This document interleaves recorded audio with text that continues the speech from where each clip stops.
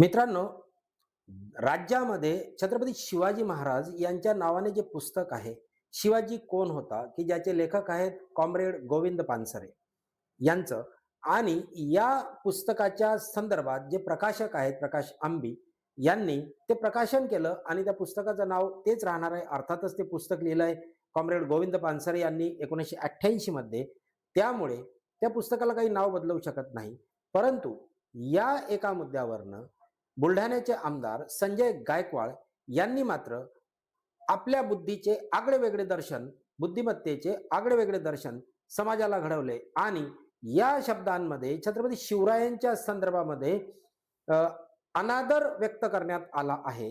यामुळे प्रकाश आंबी यांना अक्षरशः आई बहिणीवरून गावंढळप्रमाणे शिव्या देत आपल्या बुद्धीचे व अकलेचे तारे तोडलेले आहेत. पुस्तकाचं लेखन हा एक मुद्दा वेगळा ठेवूया आणि त्याच्यानंतर यामधला एक महत्वाचा घटक जो आहे तो मी फक्त आज या व्हिडिओच्या माध्यमातून सन्माननीय संजय भाऊ गायकवाड यांना काही प्रश्न विचारणार आहे. भाऊ, ज्या वेळेला प्रशांत कोरटकर हा छत्रपती शिवरायांना शिवाजी हा पळपुट्या होता, बाजीप्रभू नसते तर शिवाजी वाचला नसता, अशा शब्दांनी ज्या वेळेला शिवरायांचा अपमान त्यांनी केला त्यावेळेला तुम्ही कुठे होते? दुसरा मुद्दा, महाराष्ट्र राज्याचे तत्कालीन राज्यपाल भगतसिंग कोश्यारी, अर्थातच ज्यांना पद्मभूषण पुरस्कार देऊन नंतर या केंद्र सरकारने गौरवले आहे, त्यांनी छत्रपती शिवाजी महाराजांच्या संदर्भात एक विधान केलं होतं की समर्थ रामदास स्वामी नसते तर शिवाजी नसता. या वेळेला संजीव भाऊ तुम्ही कुठे होते? तुम्ही याचा निषेध का केला नाही? तेव्हा जाऊ द्या हो, पण ज्या वेळेला असं छत्रपती शिवरायांच्या बाबतीत बोलणाऱ्या व्यक्तीला हेच केंद्र सरकार पुरस्कार देऊन गौरवते, त्यावेळेला तरी तुम्ही आवाज उठायला पाहिजे होता का नाही? तुमच्या तोंडातून शब्द फुटला नाही. एनसीईआरटीच्या पुस्तकांमधून छत्रपती शिवरायांचा इतिहास गायब करण्यात आला, एका पानापुरता तो ठेवण्यात आला. त्यावेळेला संजय भाऊ तुम्ही कुठे होते? त्यावेळेला तुम्ही बोलले नाहीत, त्यावेळेला तुम्ही चर्चा केली नाहीत किंवा शिव्या घातल्या नाहीत. स्वर्गीय बाळासाहेब ठाकरे, हिंदू हृदय सम्राट, यांचे वडील प्रबोधनकार ठाकरे साहेब यांनी दगलबाज शिवाजी नावाचं पुस्तक लिहिलं होतं. दगलबाज शिवाजी या पुस्तकाचा अर्थ वेगळा आहे, पण तरी सुद्धा जर तुम्हाला नुसतं शिवाजी नाव एकेरी वाटत असेल तर तुम्ही प्रबोधनकारांना शिव्या देणार आहे का?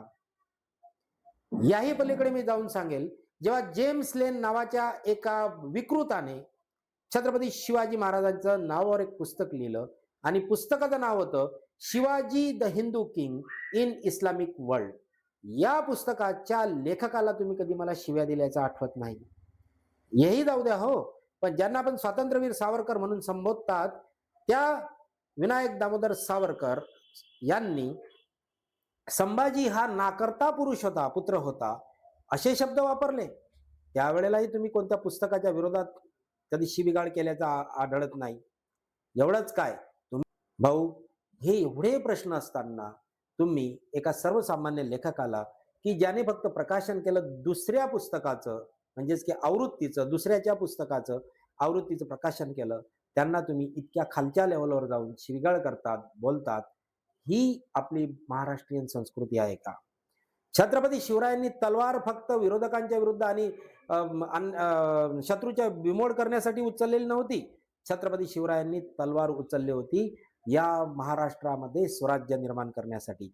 ज्या स्वराज्यात राहणारा प्रत्येक व्यक्ती गरीब असेल, श्रीमंत असेल, उच्च जातीचा असेल, नीच जातीचा असेल, खालच्या जातीचा असेल, त्यांना न्याय देण्यासाठी, महिलांचा सन्मान आणि आदर करण्यासाठी, सर्वसामान्यांना न्याय देण्यासाठी. जर छत्रपती शिवाजी महाराज असते आणि तुम्ही अशा प्रकारे अक्षरशः आई बहिणीवरून शिव्या एका समोरच्या व्यक्तीला दिल्या असत्या तर छत्रपती शिवरायांनी तुमचे काय कलम केले असते याचंही उत्तर द्यायला संजय भाऊ विसरू नका. व्हिडिओ नक्कीच तुम्ही बघा, तुम्हाला आवडला नसेलच, पण तुम्ही मलाही शिव्या देऊ शकतात, पण छत्रपतीच्या नावाने की ज्यांचे वंशज तुमच्या कुटुंबात तुम्ही सांगतात, जी आम्हाला नव्याने माहिती मिळाली, ते तुम्ही जर सांगत असाल तर मग मात्र त्या छत्रपती शिवरायांचे आचार विचार आपण आत्मसात करायला पाहिजे की नाही याचा विचार भाऊ तुम्ही नक्कीच केला पाहिजे. हे सर्व घडत असताना तुम्ही समोरच्याला शिवे देण्याऐवजी त्या पुस्तकामध्ये काय आहे हे जर पाहिलं असतं तर कदाचित छत्रपती शिवरायांनी तुम्हाला नवीन मार्ग नक्कीच दिला असता. धन्यवाद. जय हिंद, जय महाराष्ट्र, जय शिवराय.